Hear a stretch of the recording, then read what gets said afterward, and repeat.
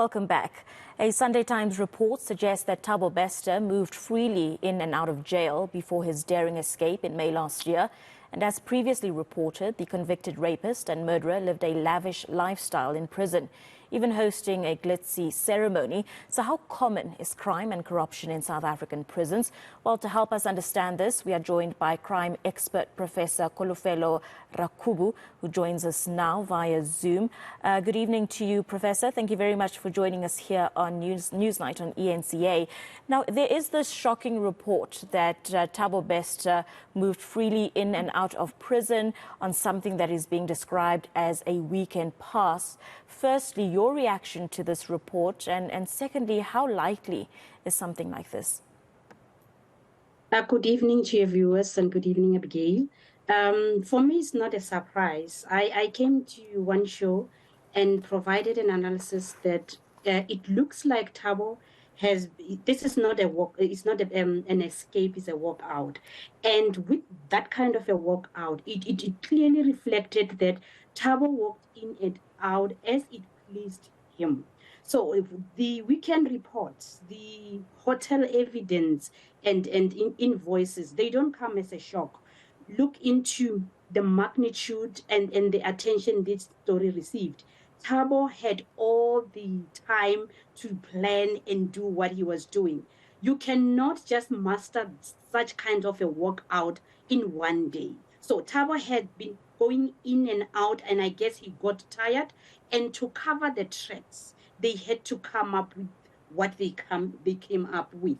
So to just supplement, to just support all that we had previously analyzed, we are glad there's this kind of evidence that demonstrates that kind of a walkout, which is now realized a year later, which was not reported by authorities, clearly shows that he might even have walked out 2 months prior to what we have been told to be May. May might not even be May. So it's not shocking.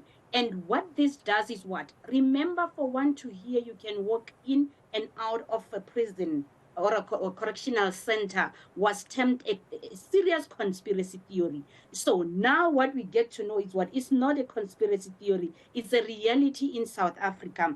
And this tells of the magnitude of organized crime and level of criminality in our centers. Like I previously said, everybody has a price, and it looks like even those that are mandated to take care of prisoners have a particular price. And you can imagine how many cases of this kind are out there when you think a particular rapist and a murderer is incarcerated and you can freely move on with your life or try to recover. You are in for a surprise, because the very same offender is out enjoying life more than you do as a victim. You are busy going up and down trying to recover, and you don't understand what happened. And more, that is why South Africa will struggle with the reduction of level of criminality, because these people, they are not rehabilitated. The centers provide a different picture to what we usually thought, or to what you usually think, that, okay, he must go in and receive particular attention so that he can come out a better person. Now, what we get from the whole thing is what? We do get strange crimes wherein someone is found to have committed a particular crime, and that particular person is known to be incarcerated.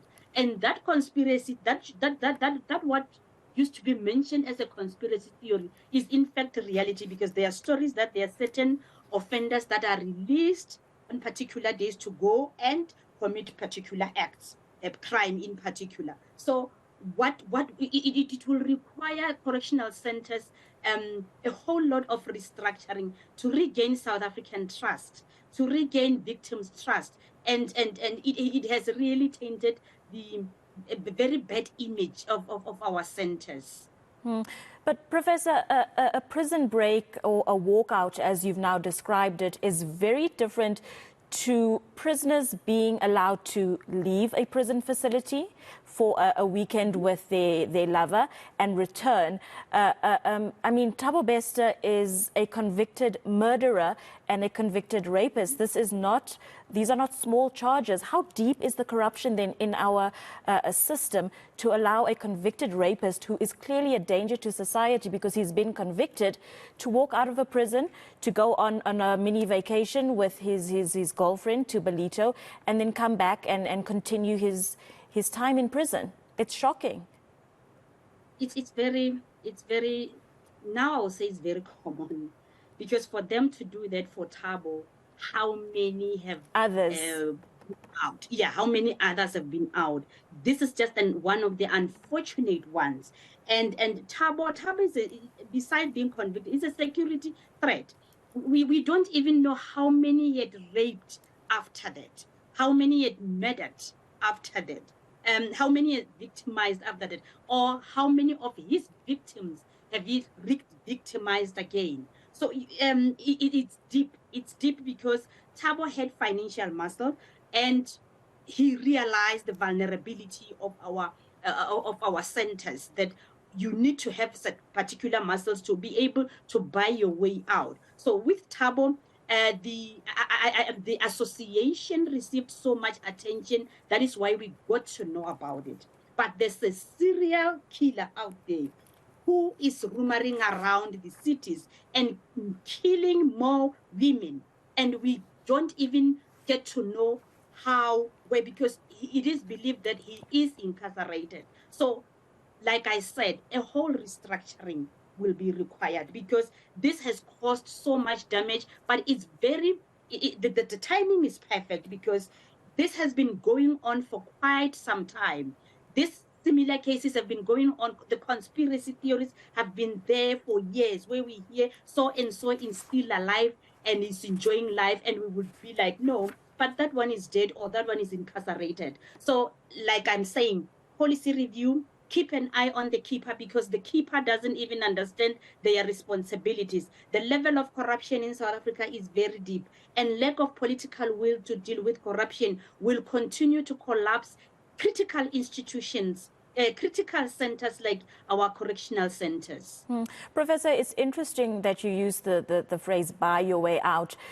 If I'm not mistaken, there was a voice note of a prisoner speaking on the special treatment that Thabo Bester received in prison, where he would eat pizza and not eat prison food, where he would wear new sneakers every other week. Do you think in South Africa, if you are someone with a certain amount of money, you can buy yourself a certain treatment in South African prisons? Evidence suggests so. And we've been seeing videos circulating where prisoners will be wearing expensive outfit, watches, and cell phone usage, and access to media, social media. So all those, it's not like the managers or centers are not aware. They are aware. It's just that the reward for allowing such, it's very big, it's very huge. And now remember, they're dealing with rational thinkers that analyzed the challenges faced by the centers, challenges faced by the system. And for one to even tap into that, you need money, because we know our warders, they've been complaining about poor pay, resources, and so forth. And if you check this prison system in its true nature, represent power relations where you will need someone to survive. So in that way, there's no way there cannot be loopholes for corruption or criminality. You need to buy your way in. You need to buy for your safety. You need to pay for living a normal life. So with that, even warders, when they see prisoners, they see employers, they see money.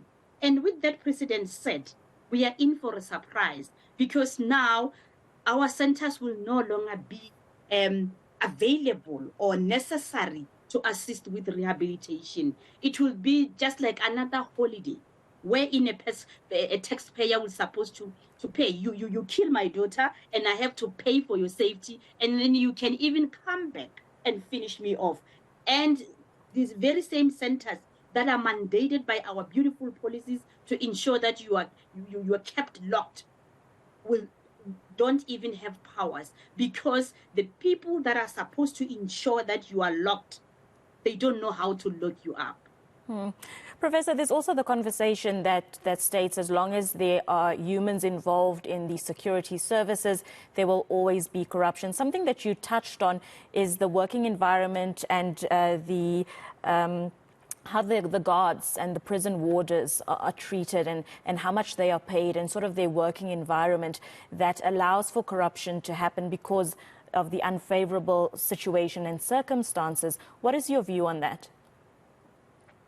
Besides that, my view is, for as long as South Africa doesn't have political will to deal with corruption, there's no way a prison warder in a particular center will adhere to any policy that suggests he must not even be involved in corruption. What are repercussions for corruption in South Africa? If I were to ask you, what are repercussions for corruption?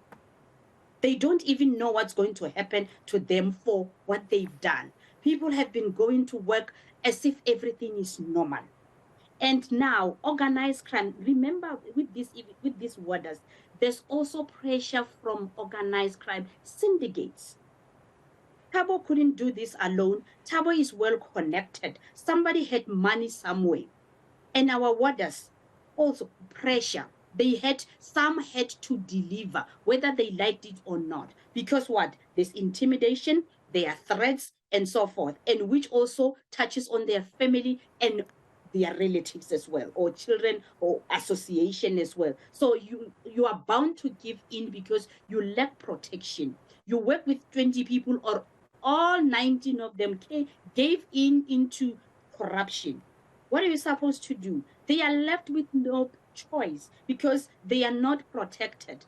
If we were to know of South Africa's repercussion, that if in South Africa you are found to be corrupt, this is going to happen to you, then that will be what? A generic deterrence. You would think before you even take any bribe or allow Thabo to do what Thabo did. Professor, there was also the Jali Commission of Inquiry into prison corruption where recommendations were made. Do you see this coming into fruition? Do you see this building a foundation where we can start having serious repercussions for corruption in our country? Do you have hope that it will move forward in a positive way?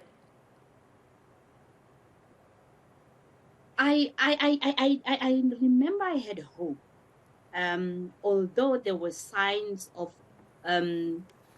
deep level of organized crime tapping into our system, and which are correctional centers.